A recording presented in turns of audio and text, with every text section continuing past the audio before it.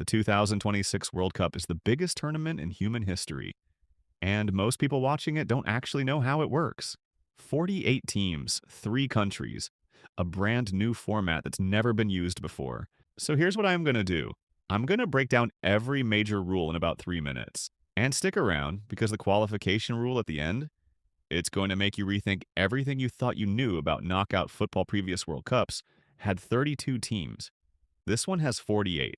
That's a 50% jump, and that changes everything. The 48 teams are split into 12 groups of 4. Each group plays a round robin, meaning every team plays every other team in their group once. Now, the top 2 teams from each group still advance automatically.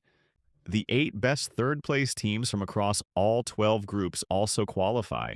That's right. You can finish third and still make the round of 32. In theory, this rewards more teams.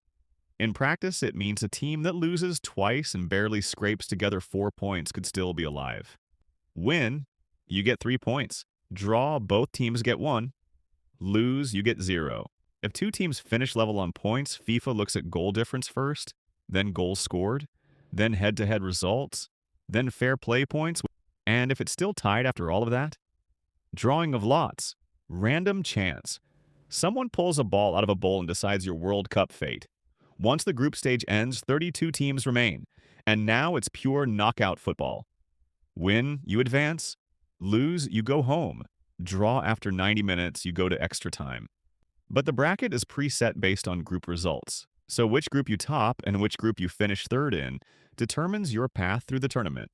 Finish first in your group instead of second, and you could completely avoid a potential powerhouse until the semifinals. This is why teams sometimes play for a specific result in their final group game. It's chess. Sweaty, high-stakes chess. Hasn't changed. Still confusing to at least half the stadium at any given moment. When the ball is played forward, you cannot be closer to the opponent's goal line than both the ball and the second-to-last defender. VAR now uses a semi-automated offside system with skeletal tracking technology.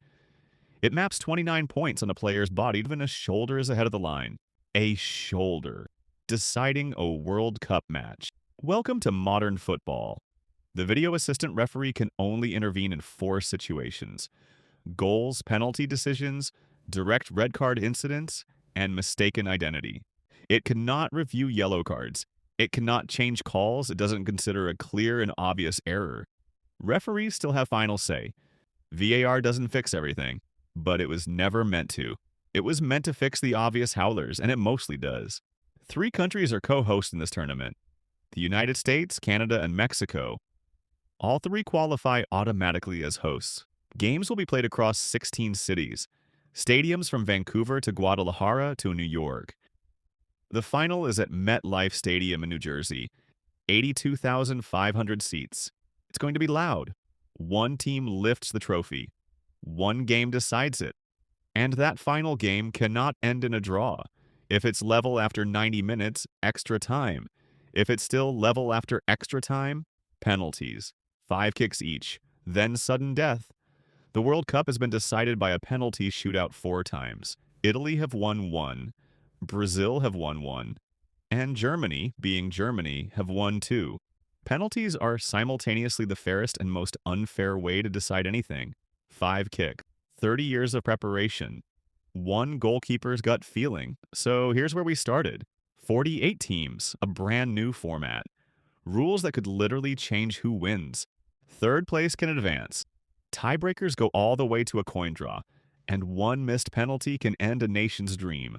Does a bigger tournament make the World Cup better, or does it just give more average teams a chance to clog up the bracket? And if you want more breakdowns like this before the tournament kicks off, subscribe.